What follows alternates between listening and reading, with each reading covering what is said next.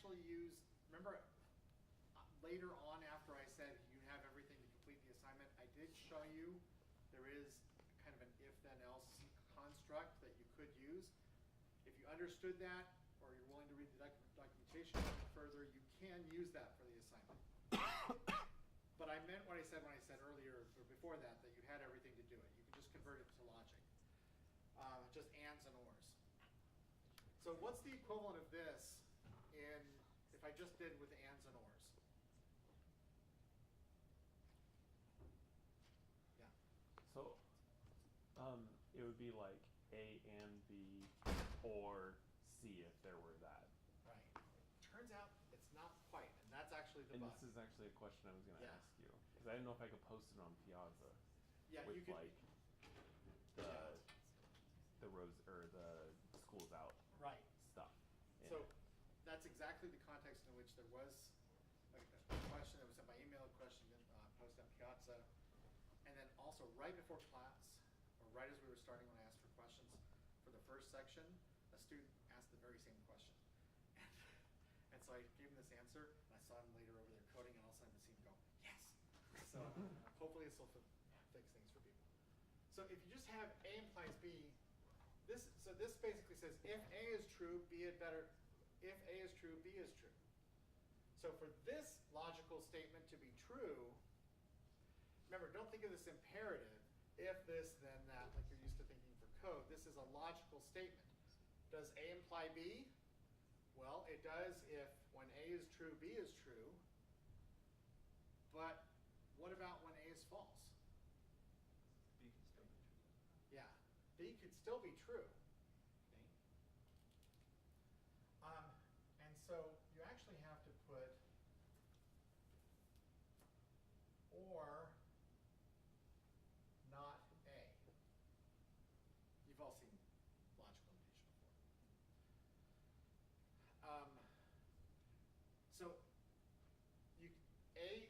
So the assertion A implies B is true if A and B are true or not A is true. Okay? Everybody understand that? All right.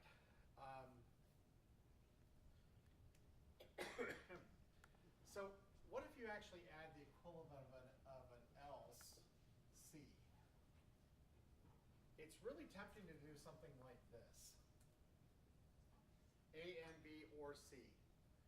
Problem is, this isn't, the semicolon in Prolog is an or, it's not an else. Okay? So it's not, so think about this. If I wrote it this way, this is true if A and B are true. It's also true if C is true, right? It's actually also true if A and C are true. Everybody see why? If A and C are true, this fails, but that works. Okay, as long as C is true, it doesn't affect A and B. What you really want to have is, remember I had this part was, sorry, or not A. To put this in, you in essence want to do that. Okay. So don't write, if it says if this, then this, else this, don't code that as if A and B or C. Code it as if A and B, or code it as this whole thing is true. In other words, it's satisfied in the sense of trying to satisfy these goals. The goal is A and B are true, or not A and C are true. Do you see the difference? Does that help? I have it done. I just went arrow operator because it was way easier. And the arrow operator will also work. Yeah, I think it makes sense. Just be very careful. In the arrow, the semicolon actually does mean kind of else. There is a clear if, then, else part. If you're writing it in logic, write it like this.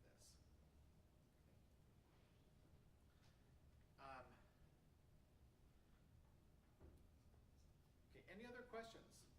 Tips, suggestions, anything else? One thing that's come up before also in Piazza and came up in the other section, just on the frequently asked questions list. This is the first one for which there is no AutoGrader script, so there's no required format. Just have your tells that are at the bottom. If you follow the example of the Taiwan on example, just have your tells write out a solution. We don't care if we say so-and-so bought such flowers or purchased such flowers, or as long as the TAs can, as long as it's readable and understandable. If it's hard to understand, the TAs might have a hard time appreciating how correct your answer is. So as long as it's easy to read for the TAs, that's perfectly fine. There was a question back here, a hand that went up earlier. Any other questions? Okay. All right. So this one's due on Friday. I hope by the end today to give you enough to be starting on the Sudoku lab. We might take a first few minutes and revisit the Sudoku lab on Monday then. Actually, let's just plan on revisiting it for a few minutes on Monday. Most of you already have it in, the current stuff. I'll try to give you enough that you can start on over the weekend, and then I'll take questions and revisit it next week. So let's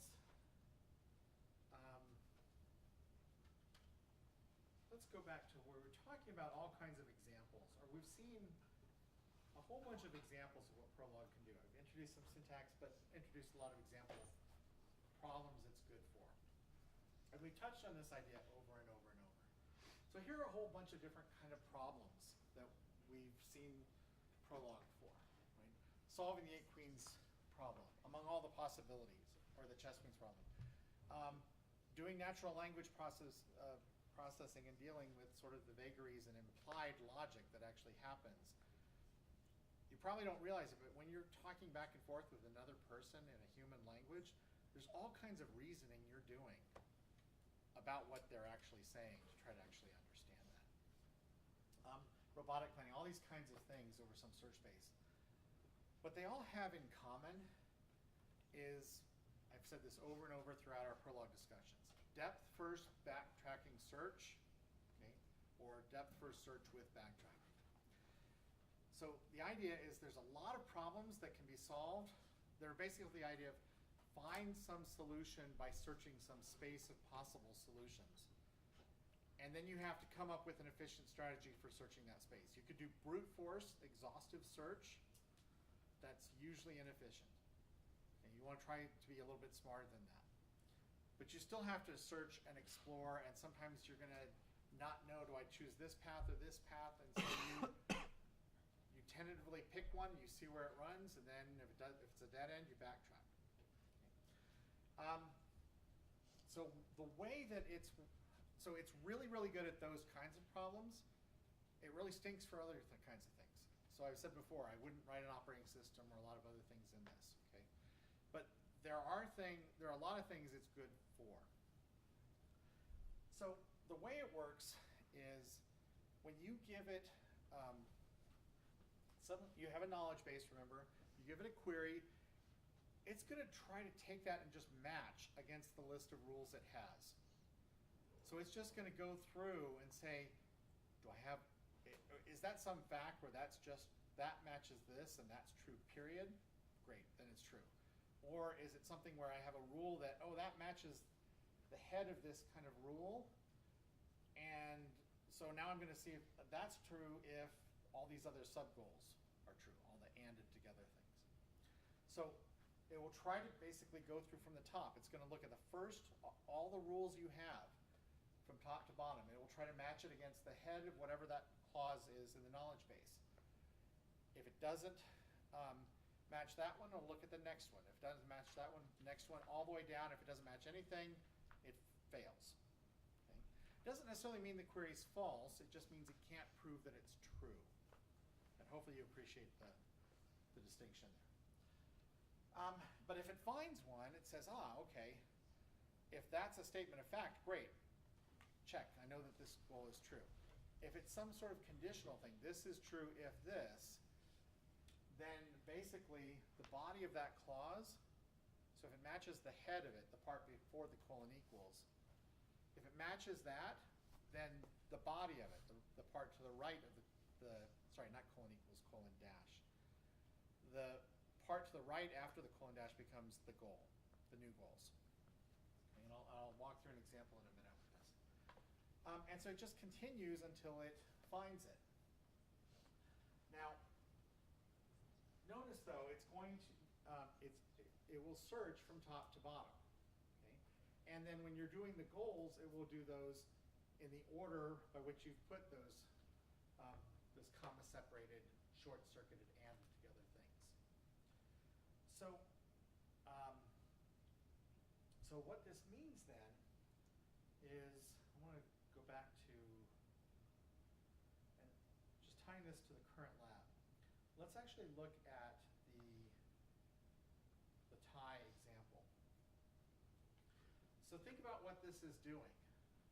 You say solve period. It says, do I have a rule for solve? No. Ah, got it, okay. Solve. This is true if, and then this whole long list, comma-separated list, that now becomes the new goal.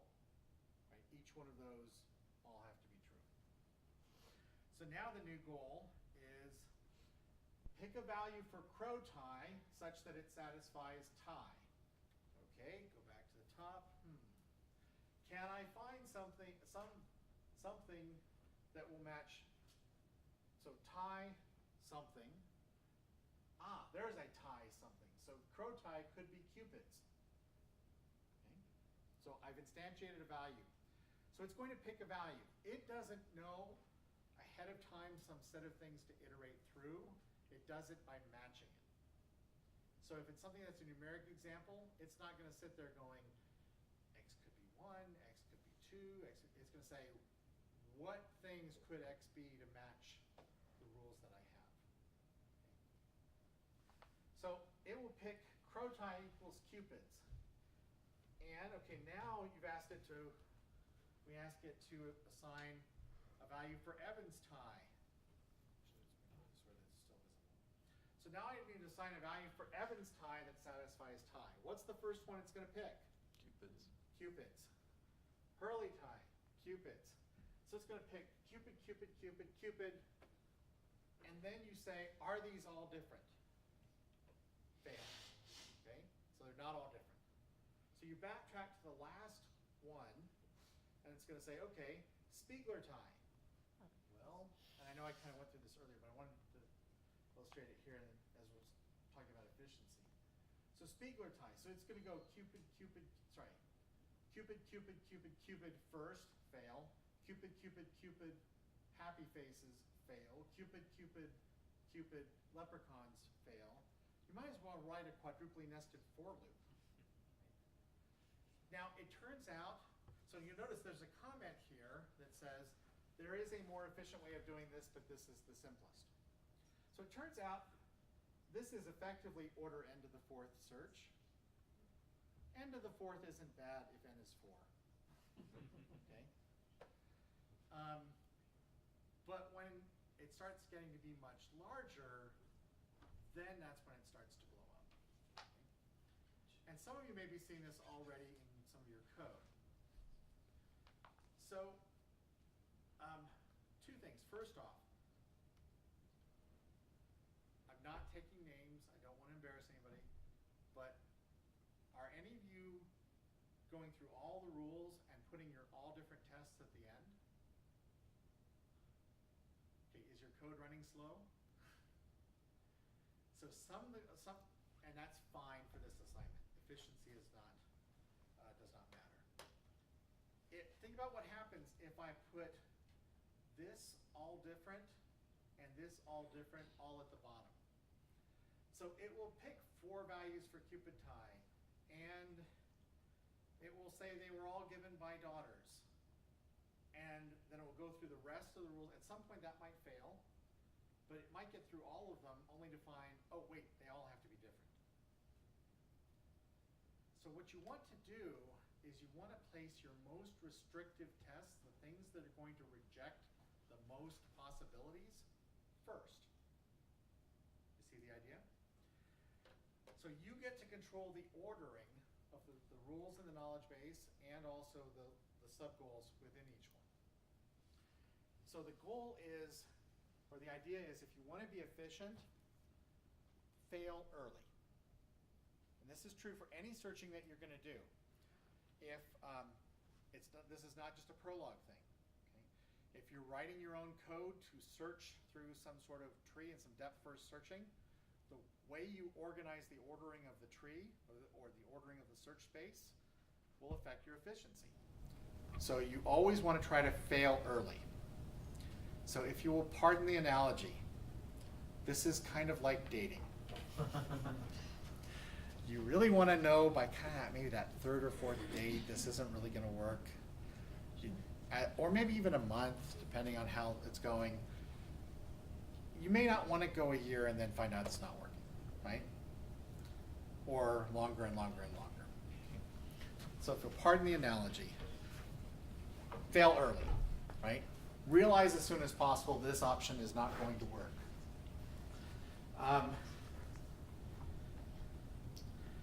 If you'll pardon something that has nothing to do with programming, let me also suggest the fastest way to fail early on dating is to have your own priority stream. Just saying. All right, back to this. So how could you actually take these, how could you take what these two lines are doing here and do it faster? Can you think of a faster way? Switch the lines. Pardon? You switch the lines. So now what happens though is if I switch the lines, these four values, it hasn't forced it to pick values here. We haven't even said what the possible values could be. And so all different would actually succeed. And then it drops down to picking all cupids. And never back, and we'll keep, and basically never enforce that they're all different. And so you have to do things like this after you've instantiated the variables. Can you think of a way to do it faster?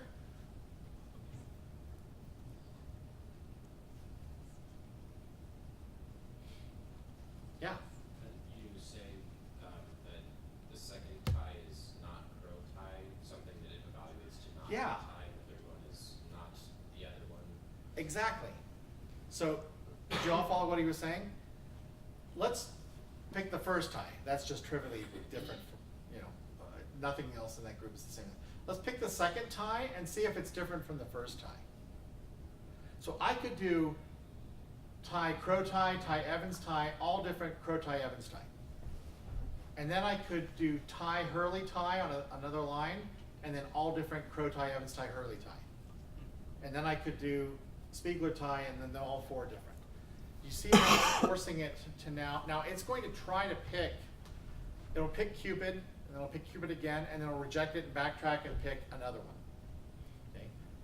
And then it will try for the third one, it will try Cupid, the second one, and finally get to the third one and succeed. But it's never looking at the Cupid, Cupid, Cupid, Cupid option. See how that can be faster? So structure it to fail early. Again, you don't have to do that for this.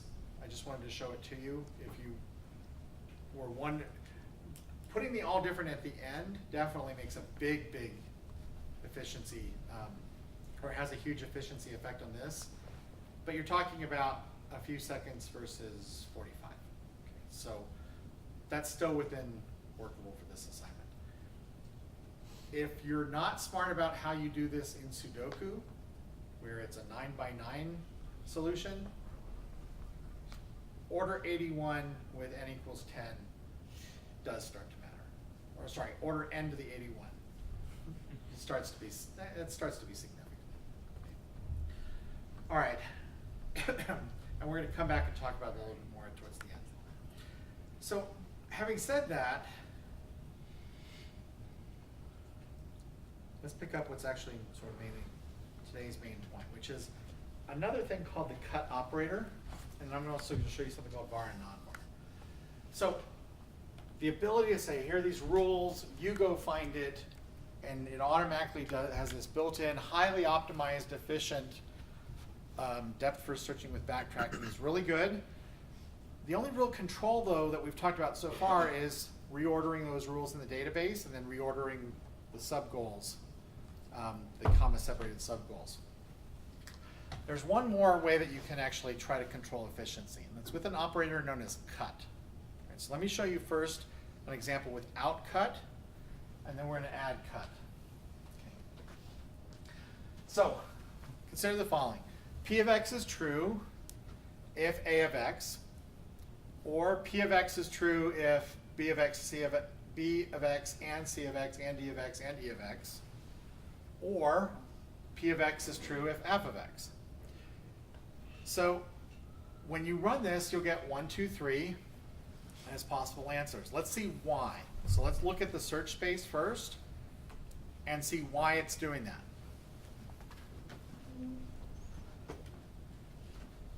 Actually, if you'll pardon me, just in the last section I caught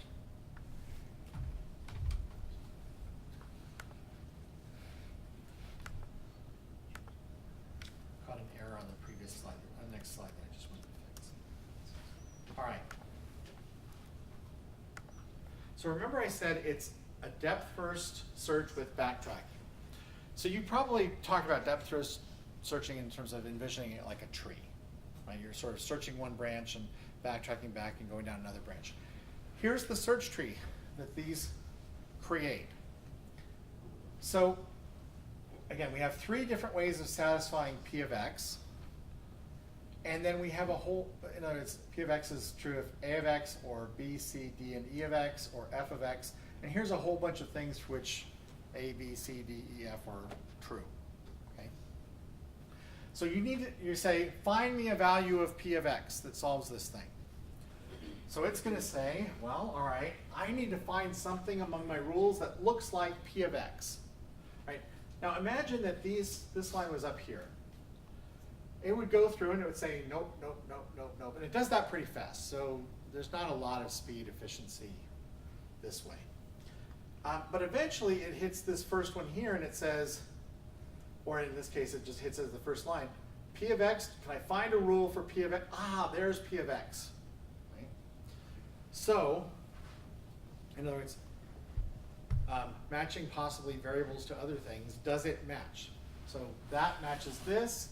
So P of x can be true if for some value of x, A of x is true for the same x. Okay, so notice the way I'm phrasing it. So let's think of, well, okay, I've got to solve for x, and I don't know the value. Let's give it, by the way, one thing is, this says this is true if this x and if A of x is true for the same x as this. This rule says if this, and this are true for the same x. Okay? But these could all be different values of x. So the first one is, all right, x is some unknown variable. Let's just make up a name. Let's call it underscore g1. Okay? So it's a temporary variable that we're going to solve. And we know x is g1. I'm going to omit the underscore. So x is g1. All right, do I have something that matches A of g1? Right, because in other words, it's got to be A of x for the same x. So we'll just now have a goal, A of g1. Well, do I have anything that looks like A? Nope, nope, nope. Yep, right here. Ah, so x could be 1. Or g of 1 could be 1 because it matches, not because I'm going to start counting 1, 2, 3, 4.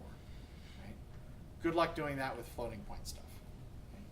So it just simply tries x equals 1 first because it's the first possible thing it matches in its search. So g could be 1 because there's a match here. A of g1 matches A of 1 if g1 equals 1. So it forces a temporary assignment to this variable, what we call an instantiation of the variable. And then it's going to say, is A of 1 true? Yes. In other words, I got down to a leaf. Notice the leaves are always, the interior nodes are these conditional parts, and these sort of statements of fact, this is true, period, form the leaves. So it's going to say, yes, x equals 1 led to a successful solution. Right? But the annoying user says, give me another solution. Right? So, all right, fine. I backtrack up from the leaf. Any other options here for A of something that's going to match? Well, no. I already did that. No, no, no, no, no. Okay, fine. That fails. So what do? Go to the next. Backtrack up. So you're just going to keep exploring just this sort of traversal through the tree, depth first. So you're going to backtrack up to here and say, oh, any other rules? I've already done this one. Yeah, I could go through this branch using this second rule. So in other words, it's going to search through P of X. It's already searched there. Now it searches here, finds a match. P of X is true if these four are true. So now I need to find, for some value of X, and we just simply call that G2, now my new goal becomes find a value, or is some variable X true for all four of these. All right, so now the new sub-goal is B, C, D, and E of G2. Okay. Jump in if I'm going too fast with it. So it then says, well, for this all to be true, I'm going to do it in order. So I'm going to look at the first one. B of something. Nope, nope, nope, nope. Ah, I've got a B of something match, where that something G2 could be 1. So it says, okay, I found a match. This matches this. So I'm going to try G2 equals 1. So it instantiates that variable. Now the goal is, since I've satisfied this, all the rest becomes my new sub-goal. And so now it says, but with this value filled in. C of 1 must be true. Yep, that matches there. C of 1, check. So now the goal becomes the rest of the ANDed sequence. D1, E1. D1, nope, nope, nope, nope. No. There's a D, but it's a different one. That's D2. And it goes all the way through. When it goes through and finds no match, fail. Okay? So backtrack, no other options here. Backtrack to here. Any other options? Well, this is the same as saying any other options for which B of G2 could be true. Well, remember, I've already searched through to this point. So B of G2, that's not B, nope. Ah, got one, B of 2. So G2 could be 2. And so now it says G2 could be 2. It instantiates a different value for G2, or for the X. And then it's saying, are C, D, and E of 2 true? C2's true, D2's in there, E2's in there, success. Okay? So X equals 2 is the solution. Then you ask for another option. It says, well, no other options, or another solution. No options here, no more options here. We've explored all the options here, all the way back up here. Any other options? I've done these two. There's a third rule here. Let's look here. And then by similar logic, it's going to say, I'm saying, so this is yet another possible value for X. Let's call it G3. F of G3 had better be true. I search through finding F, and I find it here. So G3 could be 3, and F of 3 is true. And it's a true period. So you see the process? So that's the search it's doing. If I was to reorder these rules, it's the same as reordering the left-to-right order of the branches. And so if I actually if I did this one first, this one second, and this one third, the answers would come out 3, then 2, then 1. And just because whatever one it finds first. All right, so I wanted to show you this as an example of the searching. I said I was going to talk about a cut operator. So let's change our example and insert what's called cut. So cut is another operator. You could put it in a place where you would put a goal as one of these ANDed together subsequence here. And now if I put it right here in the middle of this one, and I say find all the values of P of X, it says, well, X could be 1. Okay, give me another one. No, there aren't any more. Okay, so let's look at why it does this. Let's talk about what cut actually does. So first off, cut's listed here as one of these, instead of 4 sub-goals, there's now 5 sub-goals all ANDed together. Cut always succeeds, so it's always true. So it doesn't change the logic that way, but it's true with a side effect. And the side effect is,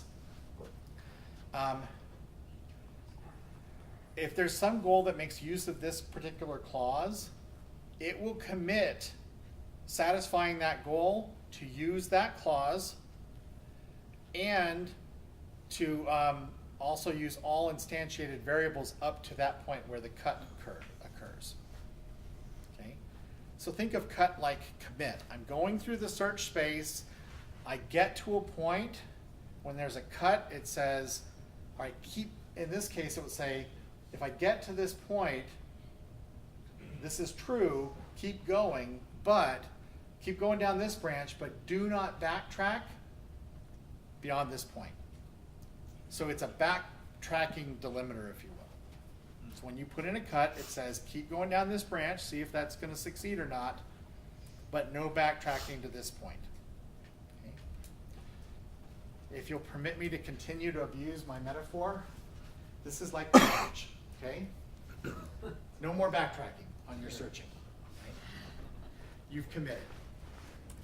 So if you think about this in the tree sense, here's what it does. So, and by the way, you use it just the same way as in that analogy. In other words, when you know there is one solution, right, and you found it, you don't need to keep searching. Okay? Same thing for marriage, same thing for the cut operator. Okay? So, again, this was not meant to be a discourse on marriage. This was just meant to sort of use analogies. So what this does to the tree is this. So you, so it will still try to solve P of X. Well, it'll find that one. It'll explore this one, find X equals 1. It'll backtrack when you ask it for another one. It'll backtrack up here, try here. It'll say G equals some unknown G2. Well, I've got to make this true for G2. The first one I find for B is G2 equals 1, the first match there, so G2 equals 1. I go down to this branch. I say, is C of 1 true? Can I find a rule for C1? Yep, there it is. That's true, period. So that's true. And then I get to this part. So now I'm to the point where I've encountered cut and some other things. So what this does is it puts a delimiter right here, really right here, couldn't think of it, and just says, do not backtrack back. Okay? Keep going down this branch, and any sub-branches, it can backtrack within those sub-branches, but do not backtrack up beyond this point. So now it will say D1, whoops, D1's not in there, that fails. So not only does this branch fail for X equals 1, but it won't even look for other values of X for this branch or for this branch. Do you see the idea? So think of it as basically, if I've gotten to this point in my searching, I'm going to commit. And I've either found the answer or I haven't, and I'm going to keep searching down the rest of this path. Okay?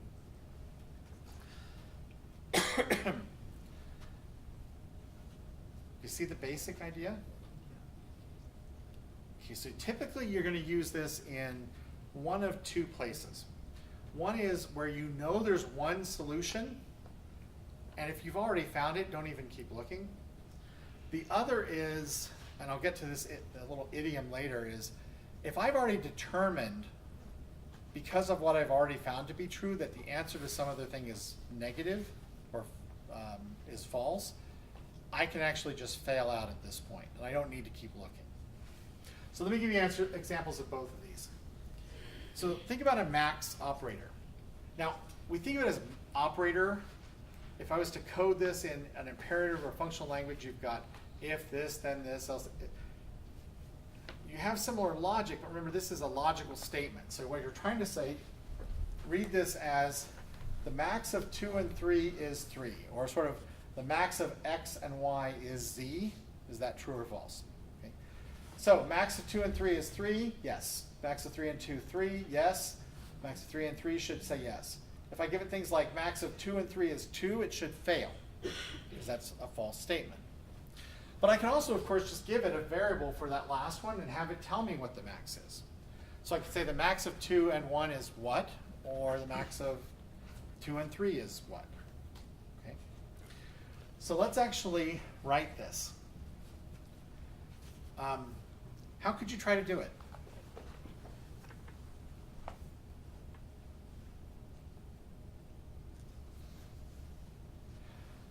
If you look at these examples of these are true and this fails, what's one of the first things that you notice? Fail if it's not in the first items. Yeah, the third thing, it better be one of the first two. So there's only two patterns to match.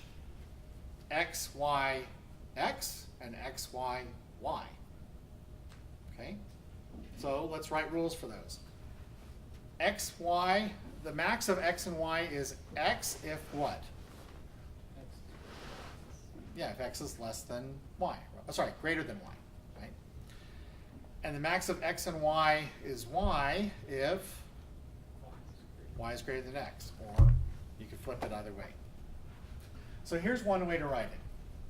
It's switched from the way that I just said it, but I could say the max of X and Y is Y if X is less than Y. And the max of X and Y is X if X is greater than Y. Okay? Now, a couple observations. If I have two numbers and I ask you what the max is, how many possible answers are there? One. So I don't need to keep searching for multiple answers. Also, by the way, if I give you a variable here, so obviously if I give 2, 3, 3, or 2, 3, 2, this would match things, but if I give you a variable, it might have to try both of these. Right? If I've already succeeded here, I wouldn't need to try here, and vice versa. So what if I did the following? If I've already matched this, cut, right? Don't bother trying to find any other options. So in other words, if X is less than Y, so this rule applies if X is less than Y, and don't even bother looking at any other rules.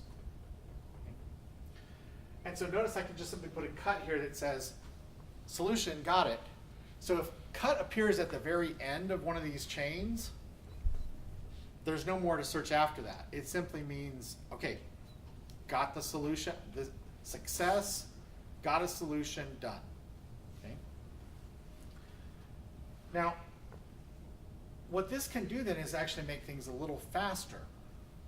So sometimes you can put cut in to speed up search. Now, the only difference between these two pieces of code is the cut operator here, and the fact that this is going to run a little bit faster. So if I took out the cut, I've just got that, and we already said that works. It just might be a little more, or a little less efficient.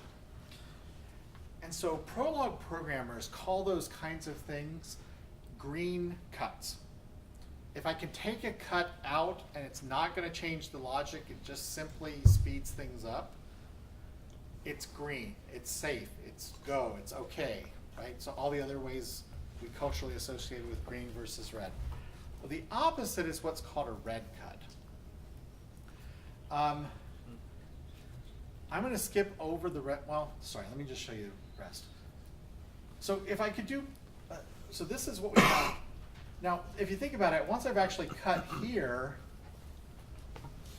I could make this even faster, because if I've already determined that this, so if this succeeds, cut, we're done. But if this fails, I don't get to the cut, so I keep searching. If I've already tested this, do I really need to test that? Right, I already know that's going to be true, so what if I just took that part off? Okay, so I could structure the rule like this. X, Y, Y. So the max of X and Y is Y. If X is less than or equal to Y, cut, done. That's the only solution. If it fails here, you drop down to this one, and now this really is more like an else. Right?